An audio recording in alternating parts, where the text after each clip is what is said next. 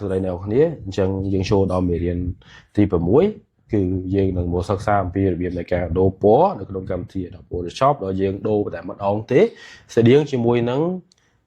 mì riêng thì pram mọi dương đã rồi dươngធ្វើការ feel ហើយយើងគ្រប់ទាំងអស់យើង select layer ទាំងអស់យើងទៅការដូរអញ្ចឹងនៅក្នុងកម្មវិធី Photoshop យើងអាចធ្វើទៅលើការដូរពណ៌បានដូចគ្នាហើយយើងចូលដល់មេរៀនហ្នឹងដើម្បីចូលមេរៀនហ្នឹងបានអ្នកនរអាចធ្វើការ download នៅក្នុងlink របស់យើងចូលក្នុង lesson ទី6ធ្វើការ download file មួយនេះយើងនឹងធ្វើការបើកហើយយើងចូលទៅមេរៀនហ្នឹងទាំងអស់នេះអូខេអញ្ចឹងពេលអ្នកនរចូលទៅដល់មេរៀននេះយើងនឹងចេញមកវិញដូចនេះអញ្ចឹងយើងអាចថាមេរៀនហ្នឹងគឺពេលអ្នកនរបើក file ហ្នឹងមកវានឹងចេញទៅបែបនេះអញ្ចឹងយើងចូលទៅដល់របៀបនៃការកែប្រែពណ៌នៅក្នុងកម្មវិធី Photoshop ដោយយើងប្រើប្រាស់ទៅលើការកែប្រែពណ៌ shape នៅក្នុង Photoshop អញ្ចឹង shape ក្នុង Photoshop វាបែបម៉េចខ្ញុំចង់ណែនាំអ្នកនរបន្តិចតើ layer ម៉េចដែលយើងហៅថា layer shape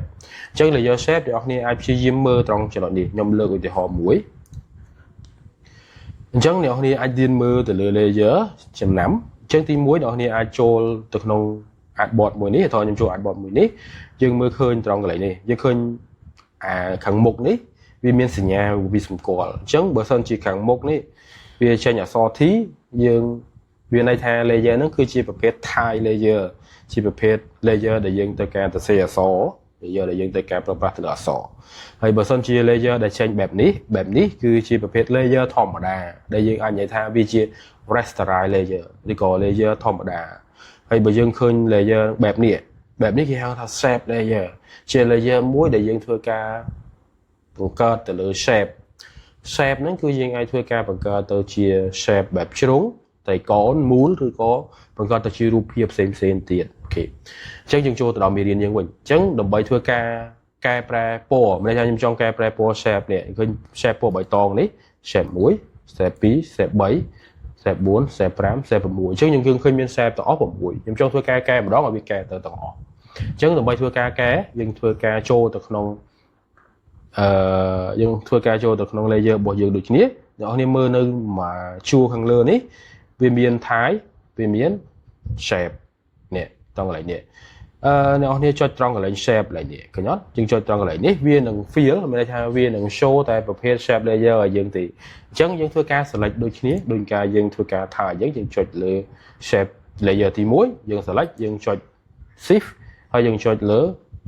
layer ខាងក្រោមគេអញ្ចឹងអ្នកនរធ្វើការដូរពណ៌បានអញ្ចឹងនេះដូរពណ៌តម្លៃគេ appearance នេះនៅក្នុង property ចំណាំអ្នកនរតែមាន property ហើយយើងអាចធ្វើការដូរអាចទៅពណ៌អីក៏បានដែរពេលយើងដូរមួយគឺវាដូរទៅទាំងអស់ឃើញអត់នេះណាយើងអាចធ្វើការដូរលឿនមែនទែនដែលអ្នកនរពេលដែលយើងដឹងពីរបៀបនៃការប្រើប្រាស់វាយើងអាចធ្វើការដូរពណ៌បានលឿនណាអូខេអញ្ចឹងនៅក្នុងមេរៀននេះយើងអាចធ្វើការដូរពណ៌ឧទាហរណ៍ខ្ញុំចង់ធ្វើការដូរគេដូរខ្ញុំថែម stroke ខ្ញុំអាចថែម stroke អូខេអាចថែម stroke ណាខ្ញុំអាចថែមទំហំរបស់ stroke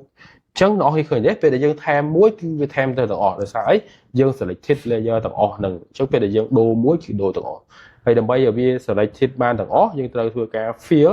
យកតែ shape layer យកមកបង្ហាញនៅក្នុងនេះទេអូខេអញ្ចឹងពេលដែលយើងធ្វើការងារទាំងអស់ហ្នឹងហើយយើងកុំភ្លេចដោះកន្លែង fill ហ្នឹងផងយើងចុចត្រង់កន្លែងនេះជិតអក្សរ T ហ្នឹងយើងចុចលើវាម្ដងទៅ